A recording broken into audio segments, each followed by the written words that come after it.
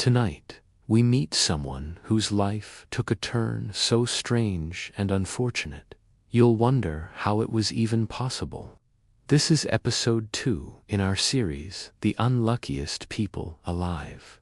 If you're new here, you can start from episode 1, or simply settle in and enjoy tonight's story. This is the story of another survivor. Her name was Violet Jessop.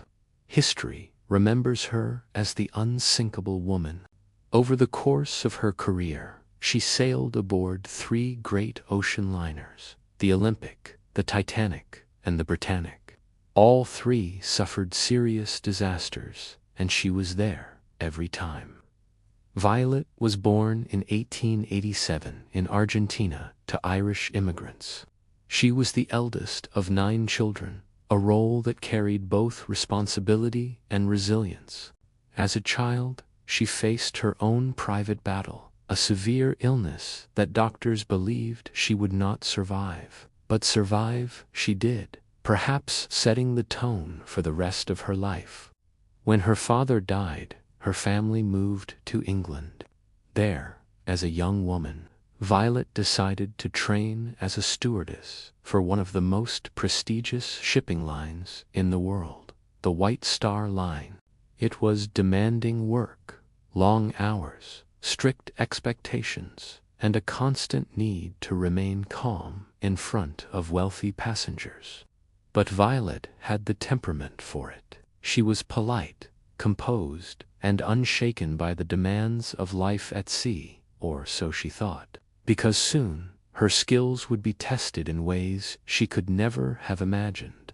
In September 1911, Violet was assigned to serve aboard the RMS Olympic. At the time, she was the largest civilian ship afloat, a marvel of modern engineering, elegant and proud, a floating palace moving between Southampton and New York. The Olympic was a sister ship to 2 other liners that were still under construction, the Titanic and the Britannic. Together, they represented the White Star Line's vision of the future, faster, safer, and more luxurious than anything that had come before. On the morning of September 20th, the Olympic set sail from Southampton. The day was clear, the water calm. Passengers strolled along the decks in tailored suits and flowing dresses, enjoying the late summer air. Below, stewards moved quietly, tending to cabins, polishing silver, arranging flowers in the dining room. Violet moved through her duties with practiced ease, delivering tea to passengers, assisting in the grand dining saloon, checking that cabins were in perfect order. The hum of the engines was steady and reassuring. There was no hint of what was to come. Just after noon, as the Olympic made her way through the Solent Strait, a British warship, HMS Hawke, approached from behind. Both vessels were keeping a steady course when, for reasons still debated by historians, the Hawke turned sharply toward the Olympic. The impact was sudden and jarring, a deep, metallic groan, followed by the shudder of the decks beneath Violet's feet. Passengers cried out in alarm, gripping the rails as the ship listed slightly to one side. The Hawke's reinforced bow had punched into the Olympic's hull, tearing a long gash above and below the waterline. For Violet, the moment was surreal. Trays clattered to the floor, glass shattered, and the once calm air was now filled with shouted orders from the crew. But the Olympic was built with an impressive system of watertight compartments, and although she took on water, the damage was contained. There was no panic, not yet. The ship limped back to port under her own power, but the collision had been serious enough to require weeks of repairs. For Violet, it was her first taste of the vulnerability of these so-called unsinkable ships. She would later say that the incident had unsettled her, though not enough to abandon her job. Work was work, and she had no way of knowing that the Olympic disaster was only the opening act in a trilogy of calamities. Less than a year later, she would be aboard the most famous shipwreck in history. In April 1912, Violet Jessop was called to serve on a brand new vessel, the RMS Titanic. She was the largest and most luxurious passenger liner ever built, a ship so advanced that newspapers boldly declared her practically unsinkable. Violet had hesitated at first. The Olympic collision was still fresh in her mind, and she knew that even the grandest ship was not immune to the sea's unpredictability. But work was steady, and the Titanic's maiden voyage was the kind of assignment every stewardess wanted on her record. She boarded the ship in Southampton, England, on April 10th. The air that morning was crisp, the sky pale blue. Crowds gathered at the docks to watch the giant ship set sail, waving hats and handkerchiefs as the Titanic eased away from shore. Violet moved among the passengers, ensuring their cabins were ready, offering directions, and answering questions about the ship.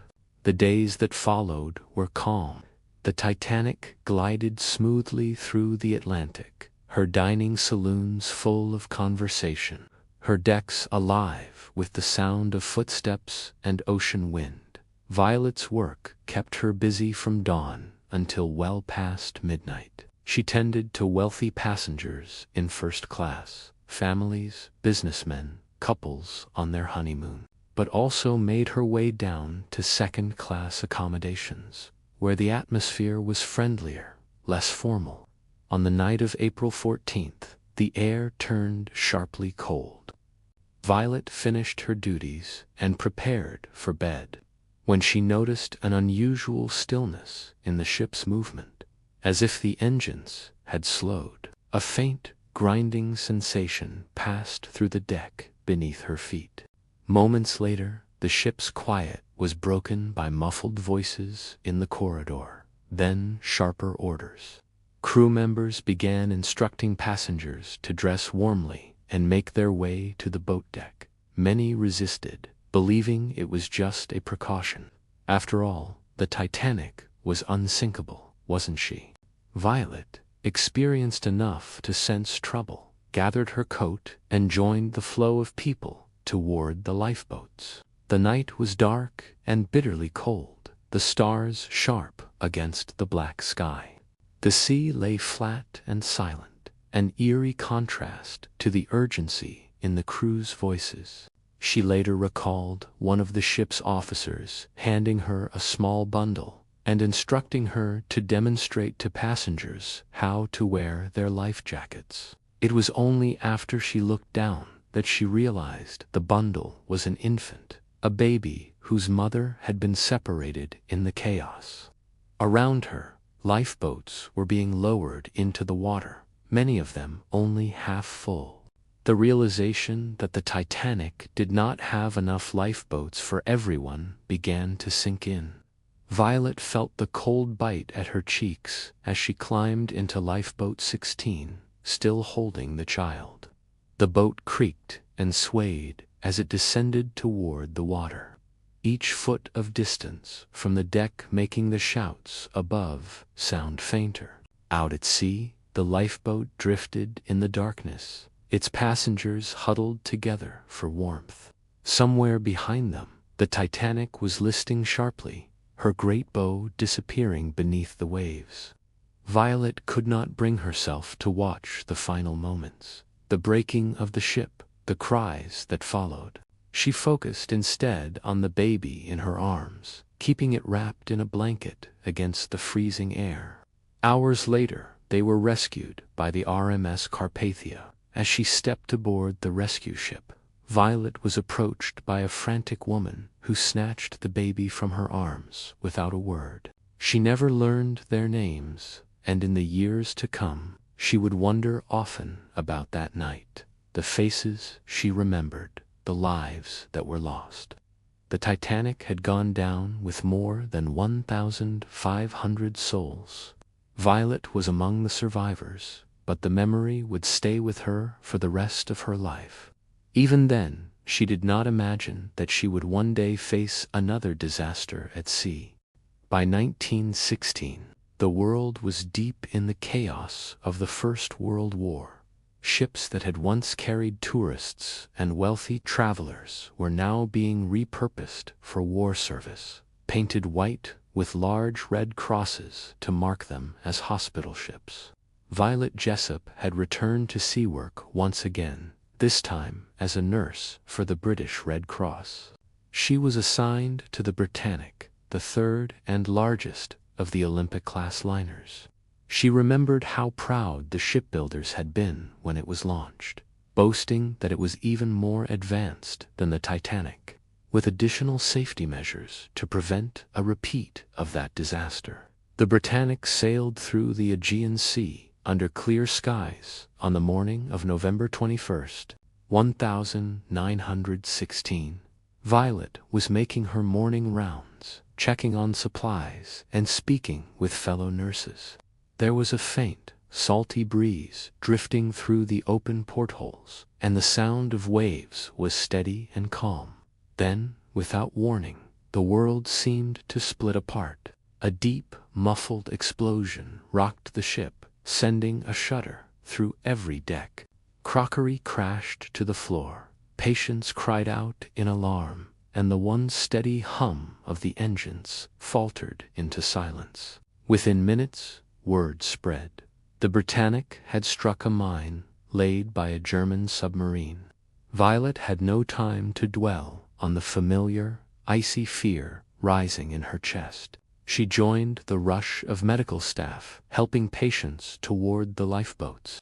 The Britannic was already listing to one side, the angle making it difficult to keep balance. The smell of seawater and oil was sharp in the air. She recalled seeing lifeboats lowered hastily into the water, some of them too quickly. The ship's massive propellers were still turning beneath the surface, and in the panic, a few lifeboats drifted too close. Violet later described the horror of seeing boats and passengers dragged toward the spinning blades. She found herself in one of the last boats launched. The Britannic was sinking faster than the Titanic had, and there was no time to waste. As they hit the water, Violet's lifeboat was pulled by the current toward the giant propellers. Without hesitation, she leaped into the sea, striking her head on the ship's keel before the cold water closed over her. The impact left her dazed, but survival instincts drove her upward. She swam hard, feeling the force of the propellers nearby, until she reached open water. Her lungs burned, and her head throbbed from the blow, but the sight of other survivors kept her moving. Eventually, rescue boats gathered them up. The Britannic had gone down in just 55 minutes, far faster than the Titanic. Yet thanks to her role as a hospital ship and the relatively warm conditions, most of the people on board were saved. Even so, 30 lives were lost that day. Violet, battered and bruised, was among the living once again. She had now survived not one, not two, but 3 separate maritime disasters, an extraordinary record that even she could barely believe. And though she would continue to work at sea for many years, the memory of those mornings, the sudden violence of disaster breaking into the calm, would follow her for the rest of her life. And so, Violet Jessop's tale takes its place in the chronicles of the truly unlucky. Join us next time, in Episode 3, as we meet Tsutomu Yamaguchi, the man who survived 2 atomic bombs. Thanks for tuning in.